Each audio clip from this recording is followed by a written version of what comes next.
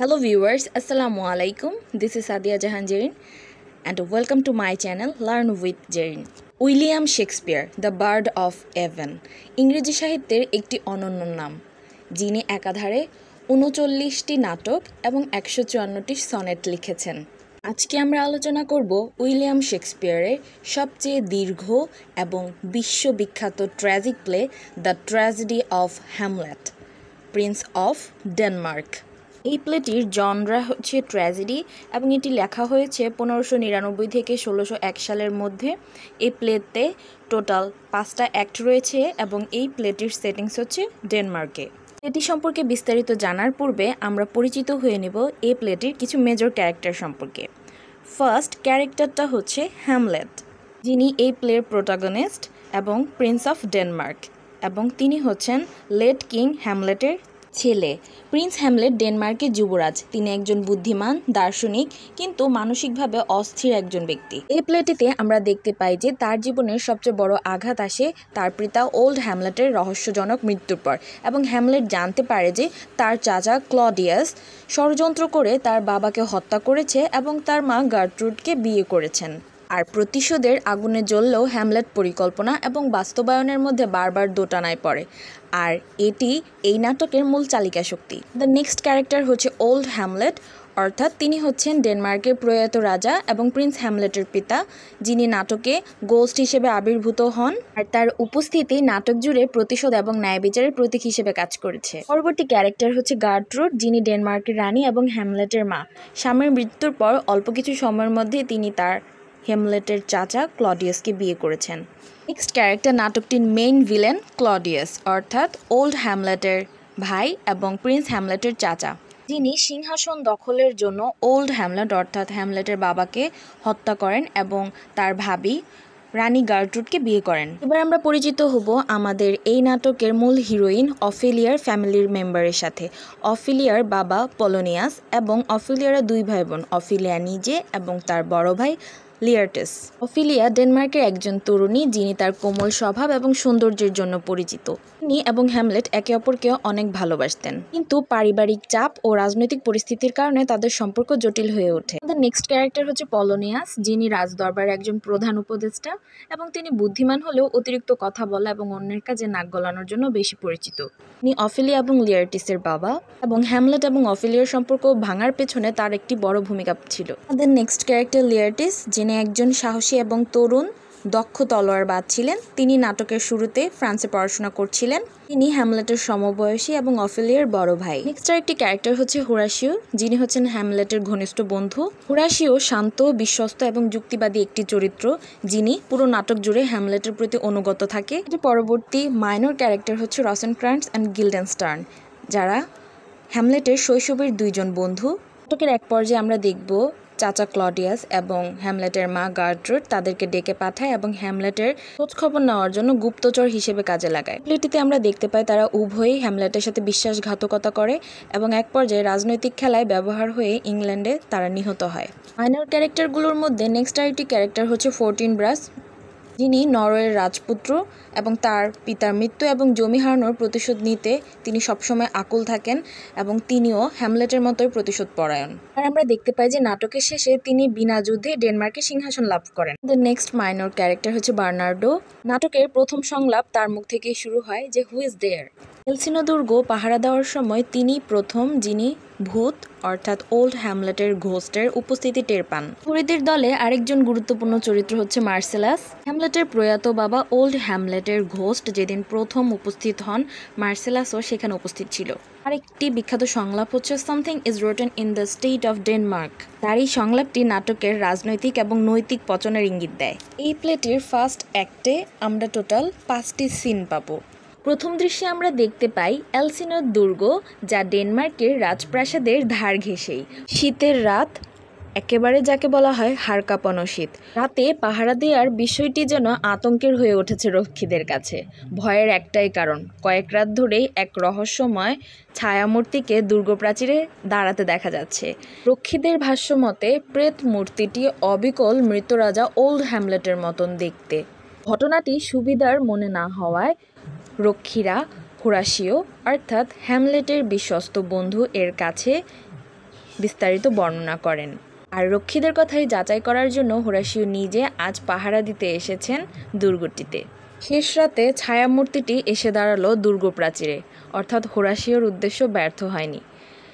Horacio লক্ষ্য করল সত্যই ছায়ামূর্তিটি দেখতে তাদের প্রয়াত রাজা ওল্ড হ্যামলেটের মতন।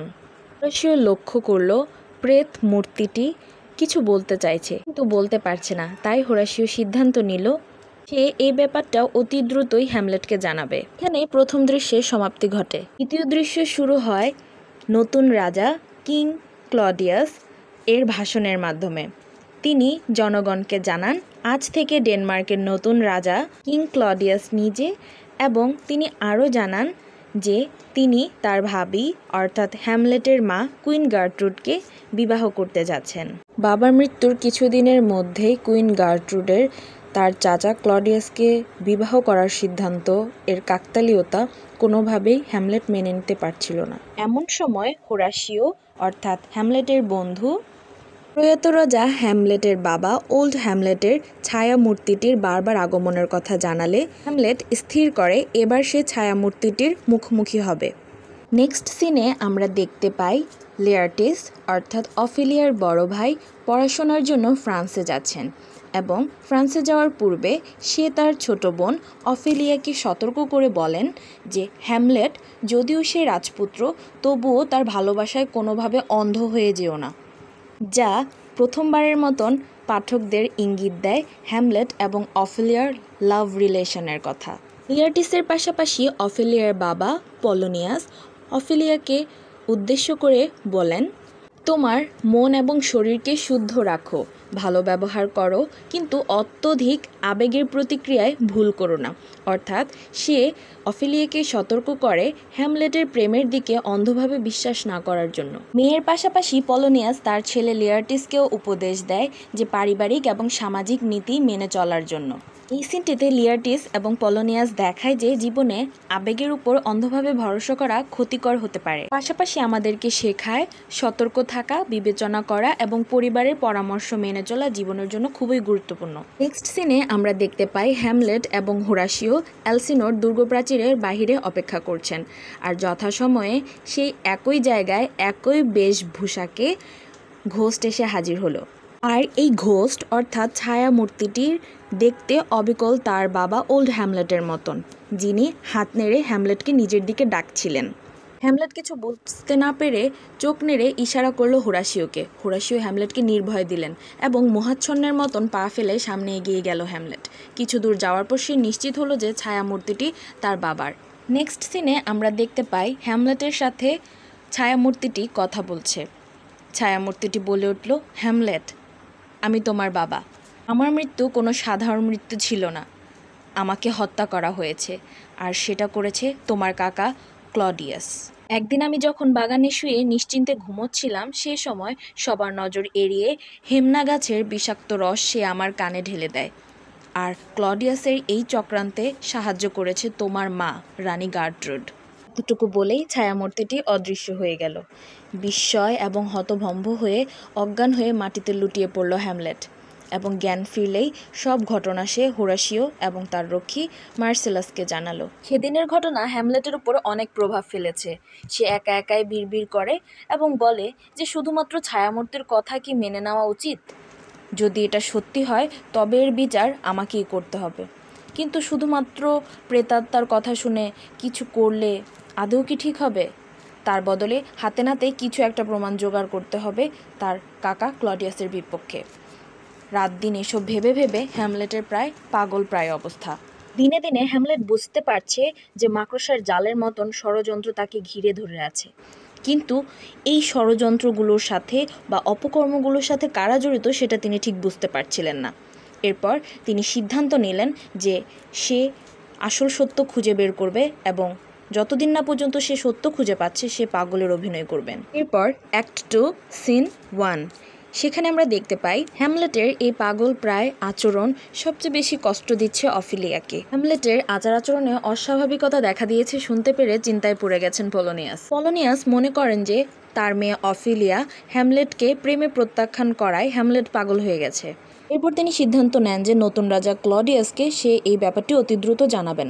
এই সিনে পাশাপাশি আমরা আরও দেখতে পাই যে পলোনিয়াস তার চাকর রেইনাল্ডোকে প্যারিসে পাঠাচ্ছেন, যাতে সে লেয়ার্টিসের আচরণ এবং চলাফেরার দিকে নজর রাখে। অর্থাৎ তিনি নিশ্চিত হতে চান যে তার ছেলে লেয়ার্টিস প্রয়োজনীয় নিয়ম শৃঙ্খলা মেনে চলছেন কিনা।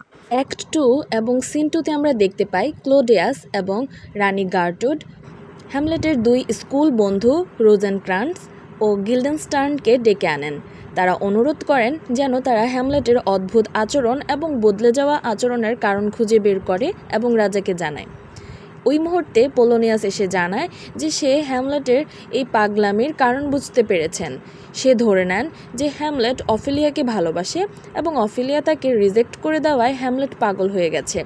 পোলোনিয়াস তার প্রেমপত্রগুলো দেখিয়ে ক্লডিয়াস এবং কুইনকে প্রমাণ দেন। এদিকে রাজপ্রাসাদে নাটকে অভিনয় করার জন্য একদল অভিনেতা অভিনেত্রী এসেছেন শহরে। হ্যামলেট স্থির করলেন তাদেরকেই কাজে লাগাবেন রাজারানীর মনোভাব যাচাই করার জন্য।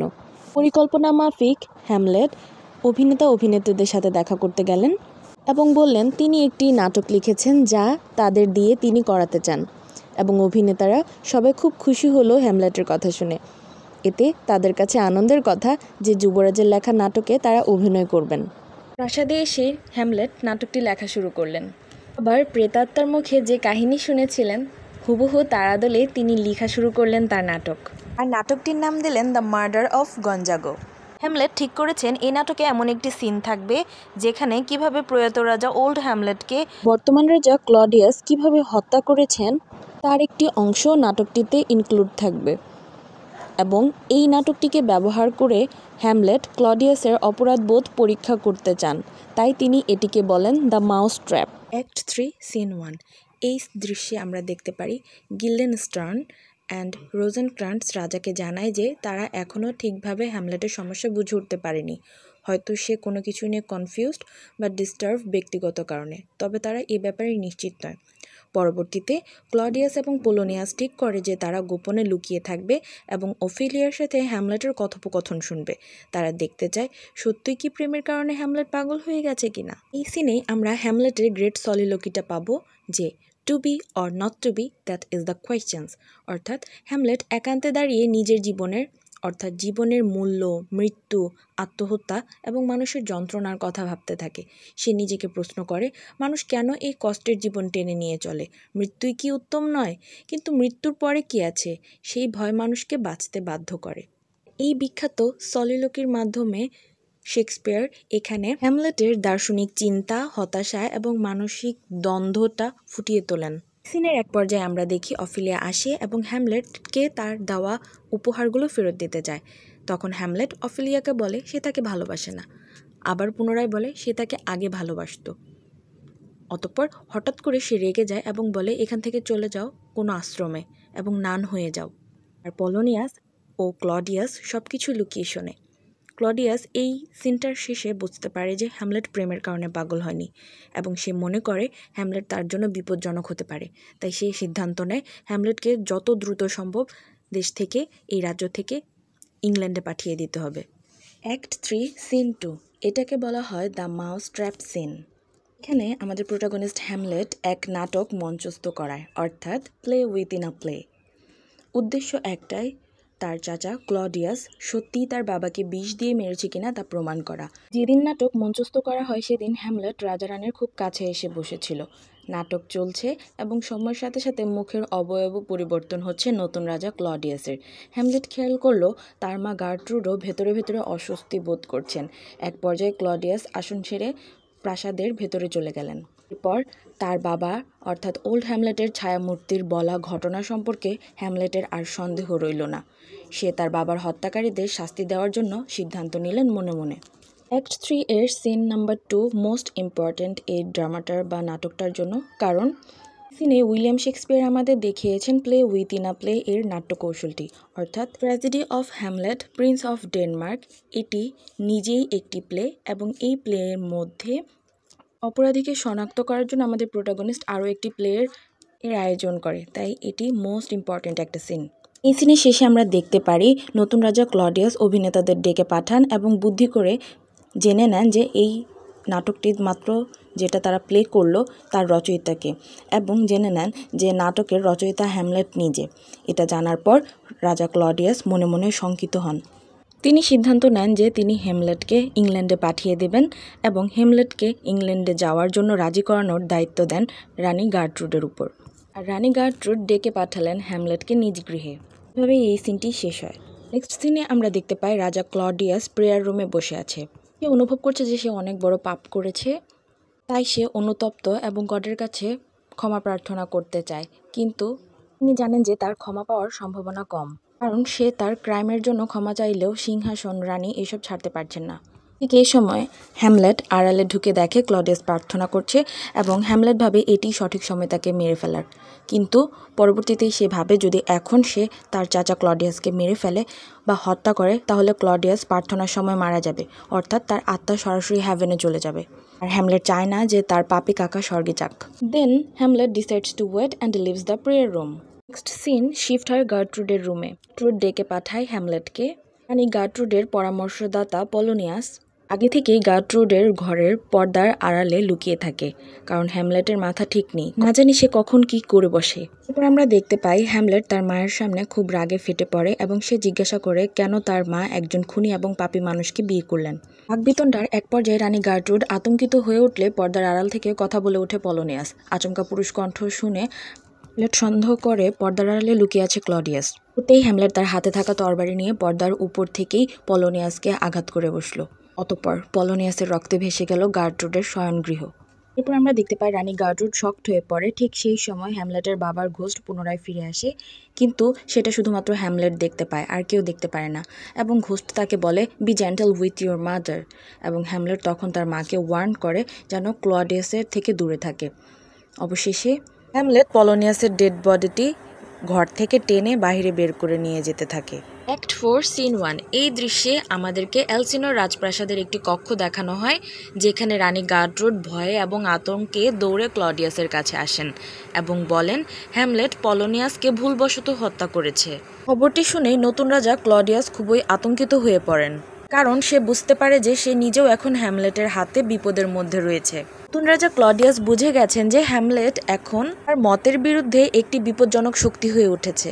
এরপর ক্লডিয়াস হ্যামলেটের বাল্যবন্ধু গিল্ডেনস্টার্ন এবং রোজেনক্রান্টসকে ডেকে পাঠান এবং বলেন যে পলোনিয়াসের লাশটা যে বের করে নিরাপদ স্থানে সরিয়ে দাও, এবং আরও বলেন যে এই ঘটনাটা গোপন রাখতে হবে, কারণ এই ঘটনাটা যদি জানাজানি হয়ে যায় তাহলে প্রজাদের চোখে রাজপরিবারের সম্মানহানি হতে পারে।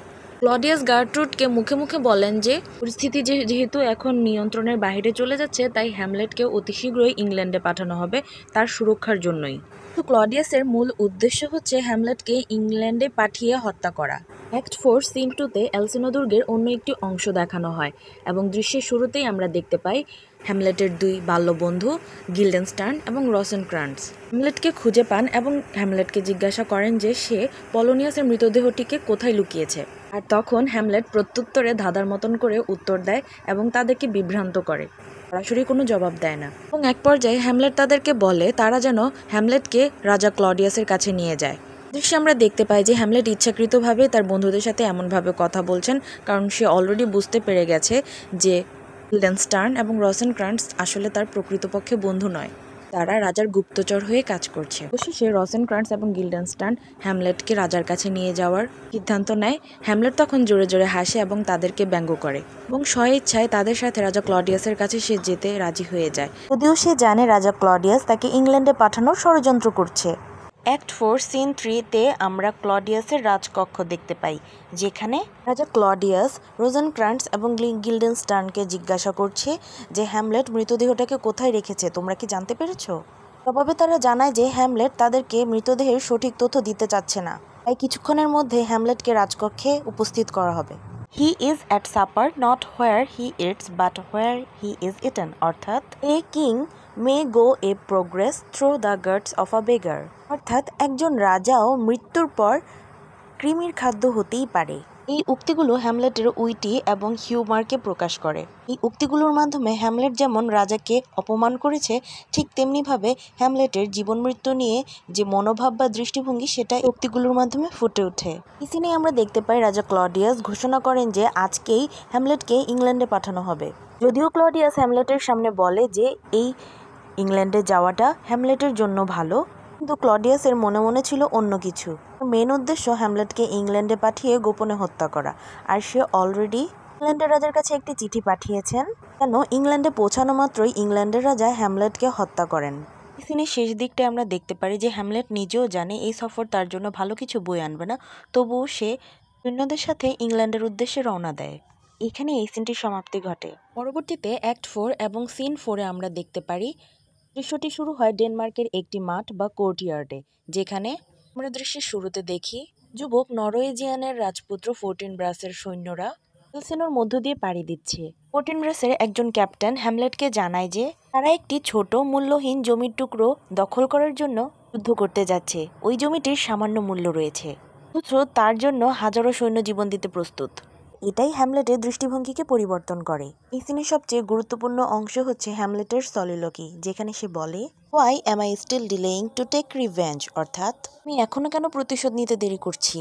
These soldiers fight and die for a worthless piece of land, and I, who have a great reason to kill Claudius, still hesitate? অর্থাৎ সাধারণ সৈন্যরা এক টুকরো তুচ্ছ জমির জন্য যুদ্ধ করে এবং মারা যায়, আর আমি, যার কাছে ক্লডিয়াসকে মারার এত বড় কারণ রয়েছে, সে এখনও দ্বিধা করছি। হ্যামলেট ফোর্টিনব্রাসকে দেখে লজ্জা পায় এবং বলে, মানুষ যদি শুধু খায় আর ঘুমায় তাহলে সে পশুর মতন। সম্মানের জন্য প্রাণ দেওয়াতেই মানুষের মহৎ গুণ। এবার সে প্রতিজ্ঞা করে এবং বলে, from this time forth my thoughts be bloody or be nothing worth, অর্থাৎ এই মুহূর্ত থেকে আমার সকল চিন্তা হবে রক্তক্ষয়ী প্রতিশোধের দিকে, সেগুলোর কোনো মূল্য নেই। এই দৃশ্যটি হ্যামলেটের চরিত্রে একটি টার্নিং পয়েন্ট আনে, অর্থাৎ এতদিন হ্যামলেট সিদ্ধান্ত নিয়ে দৈন্যমন্যতায় ছিল, কিন্তু এখন সে তার লক্ষ্যে অটল এবং ফোর্টিনব্রাস হয়ে উঠল তার অনুপ্রেরণা। এই সিন থেকে প্রতিশোধের শেষ ধাপ শুরু হয়। অ্যাক্ট 4 সিন 5-এ আমরা দেখি এলসিনোর রাজপ্রাসাদ। অফেলিয়া পাগল হয়ে গেছে, সে ফুল হাতে উদ্ভট গান গাইছে। তার গানগুলো প্রেম, মৃত্যু এবং শান্তি নিয়ে। শুরুতে আমরা দেখতে পাই কুইন গার্ট্রুড প্রথমে অফেলিয়াকে দেখতে রাজি ছিল না, কিন্তু কেউ একজন এসে বলে অফেলিয়া ভয়ঙ্কর রকমের পাগলামি করছে। তো শেষে কুইন গার্ট্রুড তাকে দেখতে রাজি হয়। অন্যদিকে আমরা দেখতে পাই অফেলিয়ার ভাই লিয়ার্টিস ফ্রান্স থেকে ফিরে এসেছে এবং অনেক লোকজন নিয়ে সে রাজদরবারের দরজায় আক্রমণ করেছে এবং জাস্টিস ফর ফাদার বলে দাবি করছে।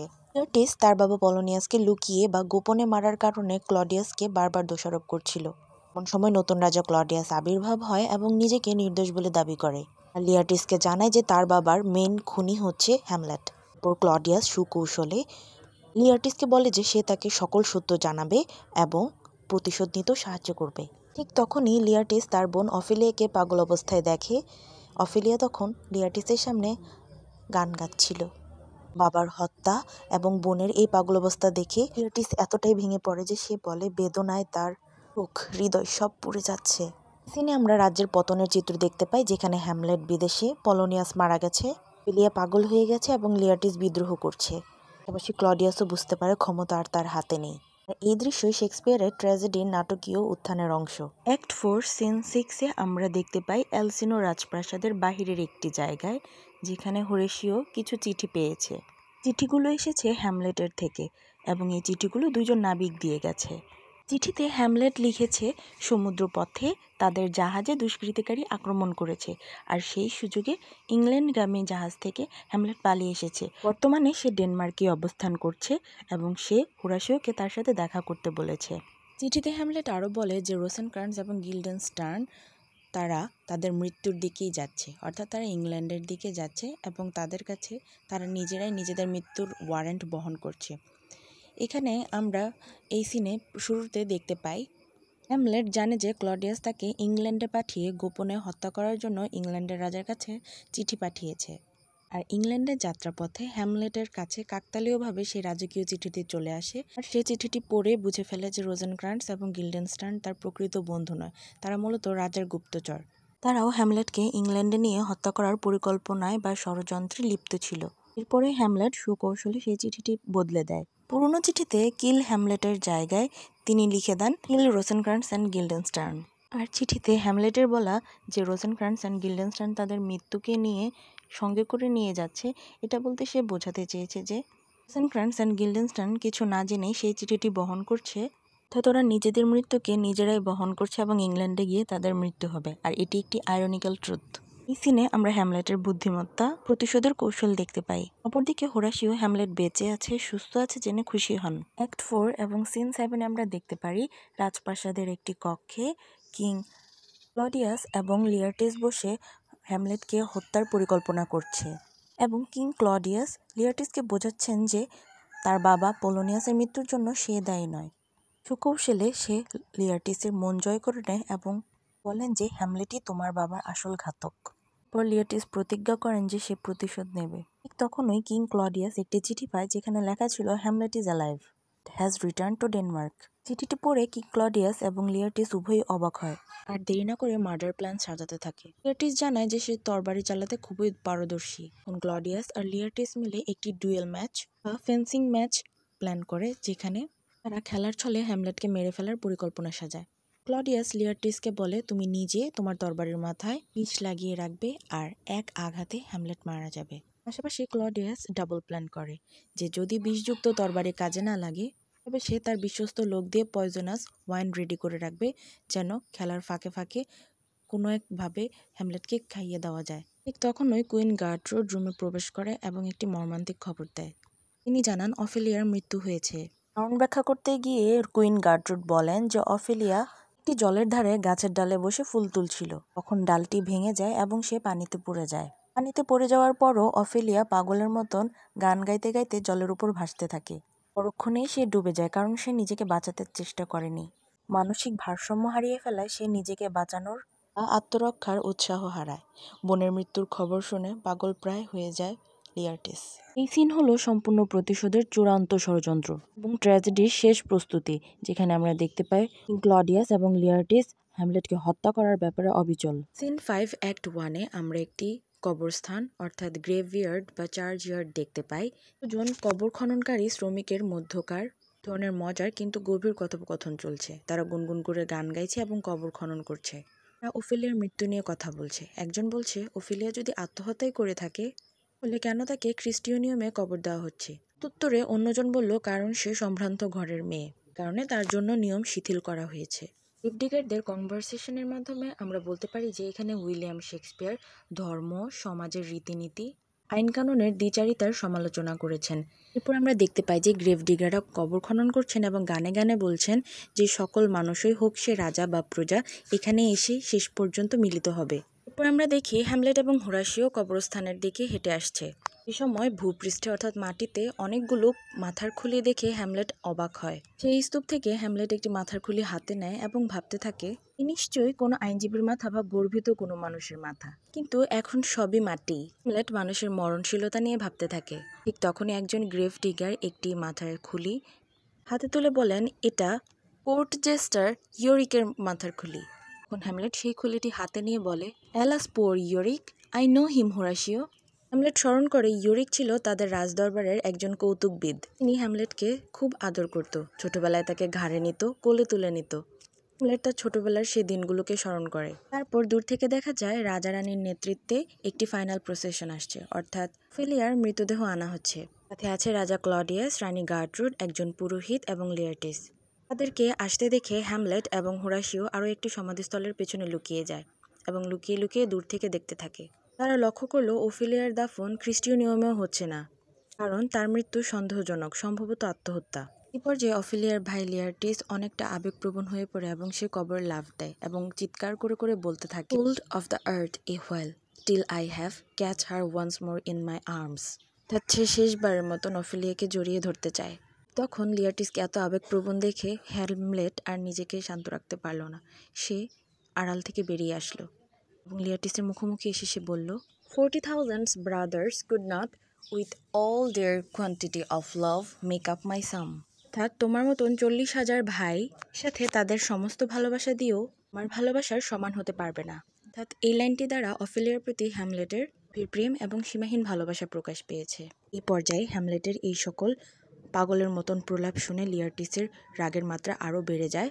সে পাগলের মতন এসে হ্যামলেটের উপর আক্রমণ করে। হ্যামলেট এবং লিয়ার্টিসের মধ্যে কবরস্থানে ধস্তাধস্তি এবং ঝগড়া হয়। তখনই কিং ক্লডিয়াস এসে লিয়ার্টিসকে বাধা দেয় এবং মনে করিয়ে দেয় তোমার প্রতিশোধের সময় এখন নয়, এখন কোনো দুর্ঘটনা ঘটলে সেটা হিতে বিপরীত হতে পারে। তারপর সকলে স্থান ত্যাগ করে এবং হ্যামলেট ঠিক করে যে সে সকল সত্য উন্মোচন করবে এবং অ্যাক্ট 5 সিন 2 এটি হচ্ছে নাটকের চূড়ান্ত দৃশ্য। এখানে সকল ষড়যন্ত্রের ফাঁস হয় এবং পরপর 4টি প্রধান ক্যারেক্টারের মৃত্যু ঘটে।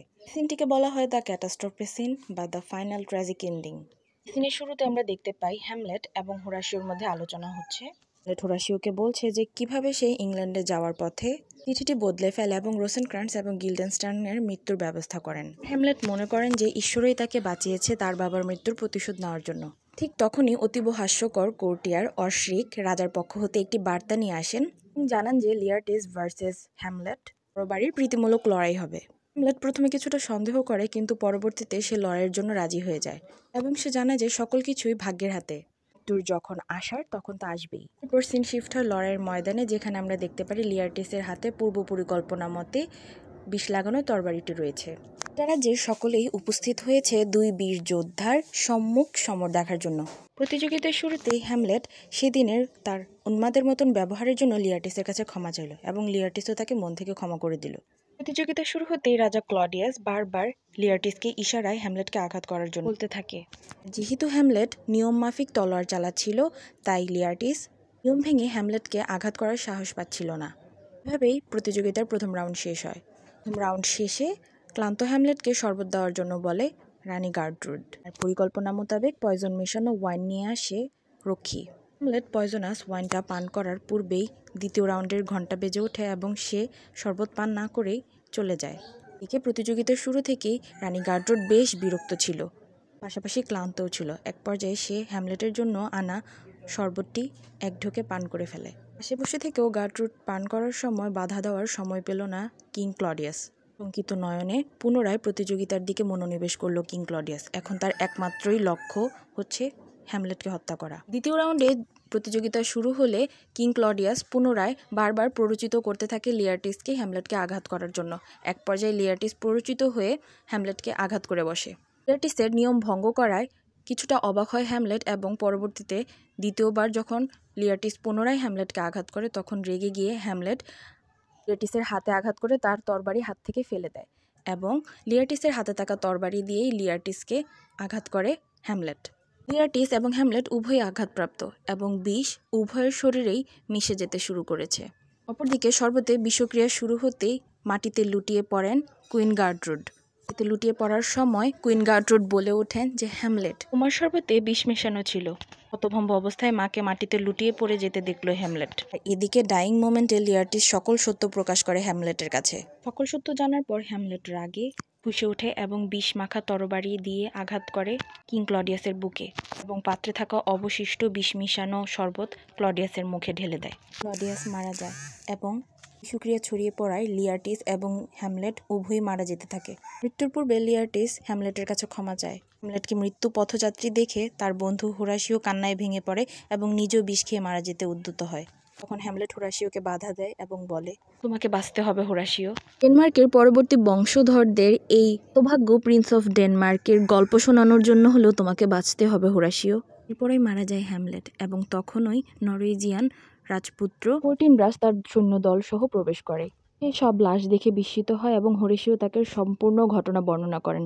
সকল ঘটনা শুনে ফোর্টিনব্রাস বলেন যে হ্যামলেট সত্যি একজন রাজপুত্রের মতন মারা গেছেন। পরবর্তীতে ফোর্টিনব্রাস ডেনমার্কের নতুন শাসক হিসেবে শান্তি এবং শৃঙ্খলার প্রতিশ্রুতি দেন। এইভাবেই উইলিয়াম শেক্সপিয়ার নাটকটিকে বিরাট করুণ পরিণতিতে শেষ করেন। আশা করছি আপনারা নাটকটি A to Z বুঝতে পেরেছেন। If you like this video, don't forget to subscribe my channel, like, share and comment. See you in the next video. Till then, stay safe and keep learning. Allah Hafiz.